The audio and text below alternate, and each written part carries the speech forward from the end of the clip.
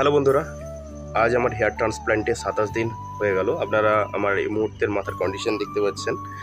তো এখন যে ঘটনাটা হচ্ছে যে যত সময় বাড়ছে সাথে সাথে রেজাল্টের এক্সপেকটেশনও অনেক বেশি হয়ে যাচ্ছে। তবে এই সময় যে জিনিসটা হবে, আপনি খুব বেশি গ্রোথ না দেখতে পেলেও ভিতর থেকে মনে হচ্ছে গ্রোথ হচ্ছে, সেটা মানসিকভাবেও হচ্ছে এবং ফিজিক্যাল যে শারীরিক পরিবর্তন হচ্ছে, শারীরিক বলতে নিজের ডায়েটই বলুন আর যে লাইফস্টাইলের পরিবর্তন এসেছে, তাতে মানসিকভাবে অনেক পরিবর্তন আসছে এবং নিজের লুক নিয়ে অনেক কনফিডেন্স ডেভেলপ হচ্ছে।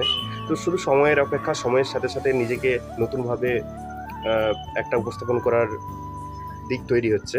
তো সাথে সাথে নিজের লাইফস্টাইল এবং কনফিডেন্স বাড়ছে, ডেভেলপ হচ্ছে। সাথে সাথে নিজের লাইফস্টাইল এবং কনফিডেন্স নিয়েও অনেক আশাবাদী। তো দেখতে পাচ্ছেন আমার আগের অবস্থা আর এখনের অবস্থা। তো